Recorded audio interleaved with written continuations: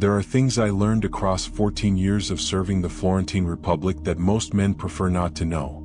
Not because the knowing is dangerous, because the knowing is uncomfortable, because it requires a willingness to see the world as it actually is rather than as sentiment and wishful thinking prefer to present it. Because it demands the honest acknowledgement that much of what we are told about how human beings work, about what motivates them, about what they respond to and what they ignore, is designed to make us comfortable rather than to make us accurate. I'm not interested in making you comfortable. I am interested in making you accurate.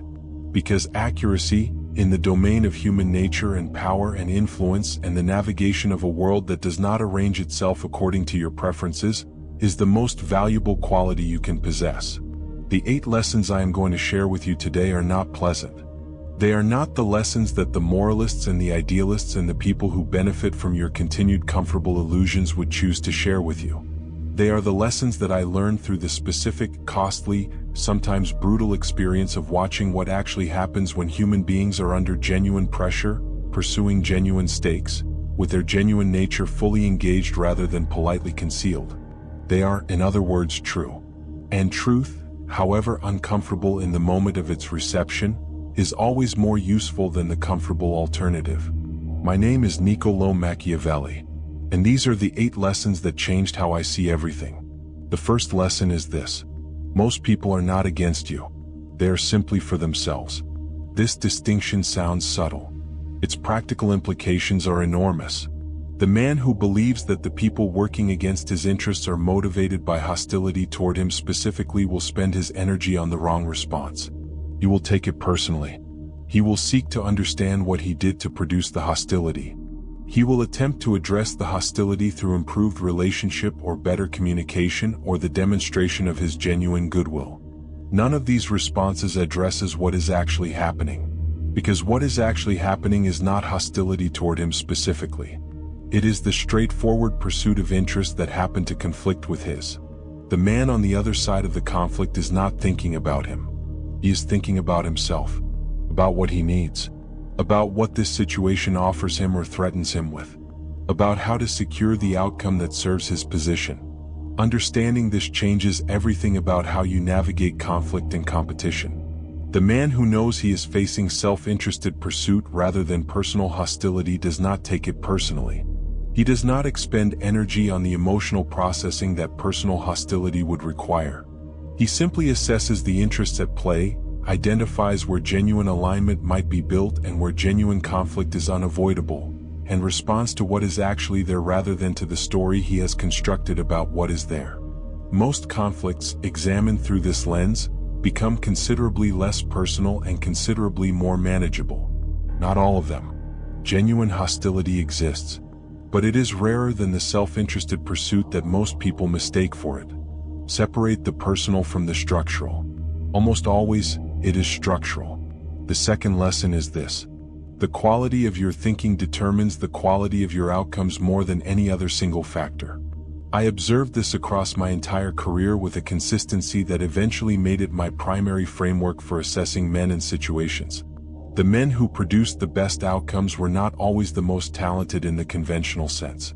Not the most physically capable or the most socially gifted or the most well-connected or the most fortunate in their circumstances. They were the men who thought most clearly about the situations they were in, who stripped away the noise and the emotion and the social pressure and the wishful thinking and the fear of the uncomfortable conclusion, and asked honestly what was actually happening and what it actually required. This quality of clear thinking is not a natural gift. I have known men of extraordinary natural intelligence who were terrible thinkers in the specific sense I am describing, because their intelligence was deployed in the service of constructing comfortable explanations rather than accurate ones. And I have known men of modest natural capability who were excellent thinkers because they had developed the discipline to follow the evidence rather than their preferences wherever it led. The discipline of clear thinking is built through practice. Through the repeated experience of asking the uncomfortable question and sitting with the uncomfortable answer rather than retreating to the comfortable alternative. Through the accumulated habit of testing your conclusions against evidence rather than against the emotional satisfaction they produce. Develop this discipline. It compounds across time in a way that almost no other investment of effort does. The man who thinks clearly about one situation is better equipped to think clearly about the next.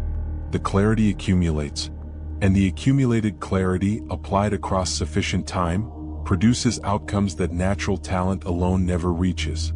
The third lesson is this: what people show you is almost never what they are.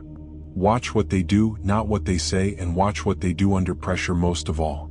I have written about the gap between stated intention and actual behavior in other contexts. Here I want to make the specific point about pressure, because it is the most important context in which this gap becomes legible. In comfortable circumstances, most people behave approximately according to their stated values. The cost of doing so is low. The social reward for doing so is real. And so, the behavior and the stated values align, not necessarily through genuine integrity but through the convenient overlap of self-interest and social expectation. Under pressure, this convenience dissolves. The cost of maintaining stated values becomes real. The social reward for doing so becomes uncertain or absent. And the behavior that emerges in that condition is the behavior that was always there beneath the comfortable circumstances that concealed it. I watched this across 14 years of Florentine politics with a regularity that eventually made it entirely predictable. The ally who declared loyalty in comfortable times and shifted allegiance when the political winds changed. The man of principle who maintained his principles when principle was costless and abandoned them when principle had a price. The honest man who was honest when honesty was easy and discovered flexibility when honesty threatened something he valued. These were not villains. They were human beings behaving according to the logic of self-interest under pressure, exactly as the structure of human motivation predicts. The lesson is this: do not assess people based on their behavior in comfortable circumstances. Assess them based on their behavior under genuine pressure. What they do when the cost of their stated values becomes real is who they are. Everything else is the performance of who they would like to be, which is an entirely different thing. The fourth lesson is this: most people would rather feel certain than be accurate. And this preference destroys more potential than almost any other single feature of human psychology. I observed this in the councils of Florence with a frustration that never fully diminished across my years of service. The correct analysis of a complex situation is almost always uncertain. It contains genuine ambiguity. It acknowledges what is not known. It holds multiple possibilities in tension and makes its best assessment while remaining open to revision as new information arrives. This kind of analysis is uncomfortable. The uncertainty is real. The ambiguity is real. The acknowledgement of what is not known feels like weakness rather than accuracy. And so most men, most of the time, prefer the analysis that is confident and clear and certain, even when the confidence and clarity and certainty are purchased at the expense of accuracy. They want to know what is going to happen. They want the situation resolved into a single narrative that tells them what to do. They want the discomfort of genuine uncertainty replaced by the comfort of false certainty. And the decisions they make from that false certainty are worse than the decisions they would have made from honest uncertainty, because they have closed off the genuine ambiguity that accurate navigation of a complex situation requires. The man who can hold genuine uncertainty without resolving it prematurely has an enormous advantage over the men around him who cannot. He sees more of what is actually there. He remains responsive to new information that the certain man has already discounted. He makes decisions that account for what he does not know rather than pretending to know it. Tolerate uncertainty. Not as a permanent condition but as the honest acknowledgement of what complex situations actually contain. The discomfort of not knowing is less expensive than the cost of the wrong certainty. The fifth lesson is this: the most important battles are the ones you avoid fighting. I spent considerable time across my career studying military strategy.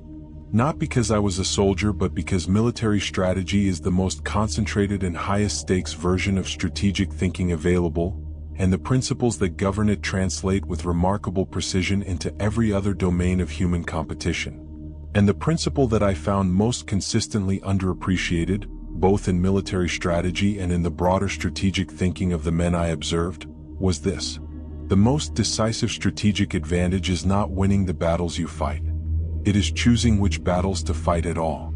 The man who fights every battle that presents itself exhausts his resources, exposes his weaknesses, and gives his opponents the information about his capabilities that they need to eventually defeat him. He may win most of the individual battles and still lose the larger contest, because the resources depleted in the winning cannot be recovered in time to meet the challenge that ultimately matters. The man who chooses his battles deliberately, who declines the engagements that do not serve his larger position and commits fully only to the ones that do, conserves his resources for the moments that determine the outcome. He arrives at those moments stronger than the man who has been fighting everything that came his way. Most of the things that feel like battles requiring immediate engagement are not. They are provocations designed to draw your resources and attention away from the things that actually matter. Recognize them as such. Decline them.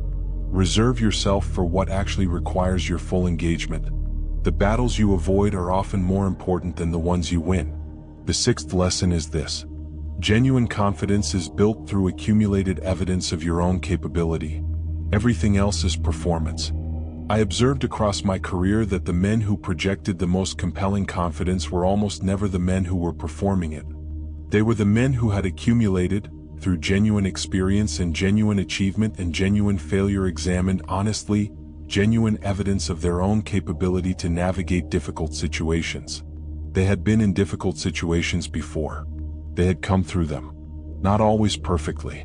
Not always without cost. But they had come through them with their capability and their judgment intact. And that accumulated evidence, carried internally as a kind of settled knowing rather than displayed externally as a performance of confidence, produced a quality of presence that the performer never quite achieved. This is why the work of genuine development is the only genuine source of genuine confidence. You cannot perform your way to the real thing. The performance is always slightly wrong in the way that all performances are slightly wrong. The timing is a little off. The certainty is a little too certain. The ease is a little too easy. The genuine article is produced not by practicing the performance but by accumulating the evidence. By doing the difficult things. By coming through them. By building across sufficient time the record that tells you, without requiring any external confirmation, that you are capable of what you are attempting.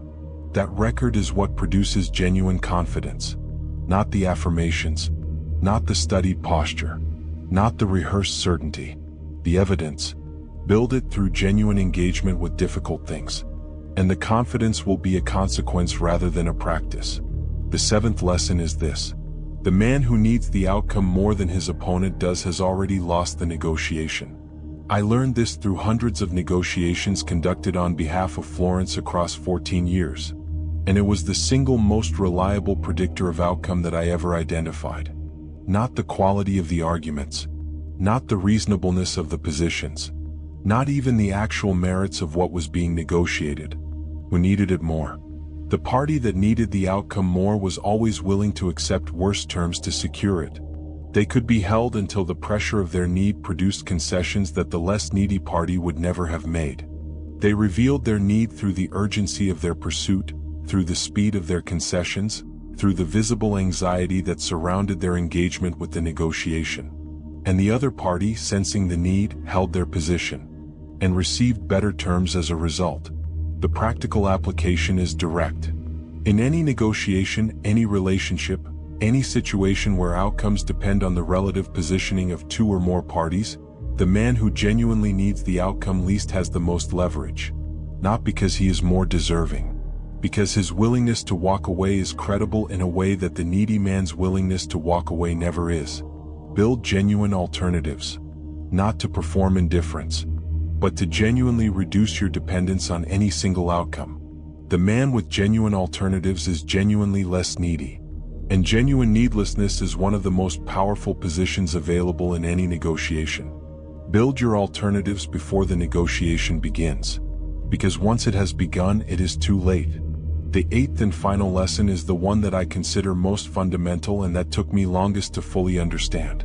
The obstacle is not outside you. It is inside you. I spent the early part of my career believing that the primary obstacles to what I was trying to build were external. The political instability of Florence, the ambitions of the Medici, the interventions of foreign powers, the unreliability of allies, the cunning of opponents. These were real. I do not minimize them. But the longer I observed, and the more honestly I examined the difference between the men who built lasting things and the men who did not, the more clearly I saw that the primary obstacle in almost every case was internal rather than external. The fear that prevented the correct decision from being made. The need for approval that softened the position that should have been held. The impatience that moved before the conditions were ready. The pride that prevented the acknowledgement of the error that could have been corrected. The comfort-seeking that chose the familiar over the effective. These internal obstacles produced more failures than any external opponent I ever observed. Not because the external opponents were not formidable, but because the internal obstacles were more consistently present, more consistently unexamined, and more consistently decisive in determining whether the external challenges were navigated successfully or not. The man who has genuinely examined and genuinely worked on his internal obstacles, who has developed the self-awareness to see clearly what he is doing and why and whether it is actually serving his genuine interests, has an advantage over his opponents that no external strategy can fully replicate. Because his opponents almost certainly have not done this work. They are being driven by fear and need and impatience and pride and comfort-seeking in ways they cannot fully see because they have not looked. He can see it in them because he has learned to see it in himself. And the man who sees clearly what is actually driving the people around him, while those people remain unaware of what is driving him, operates in a landscape that looks entirely different from the one his opponents think they are navigating. Do the internal work. Not because it is comfortable. Because it is the only work that produces the clarity that makes everything else possible. I did not fully understand this until the exile that stripped everything external from me and left only the internal to examine. What I found in that examination was not flattering. I found the fears I had not acknowledged, the needs I had not admitted, the pride that had cost me more than I had been willing to see while I was paying the cost. And I found, beneath those things, something more solid than I had expected. A capacity for clear thinking that the years of genuine engagement had built. A willingness to follow the evidence wherever it led that the practice of honest observation had developed. A direction that was genuinely mine that the years of external service had not extinguished. That was the foundation. Built not through comfortable self-examination but through the specific, costly, sometimes brutal experience of a life that did not spare me the lessons it intended to teach.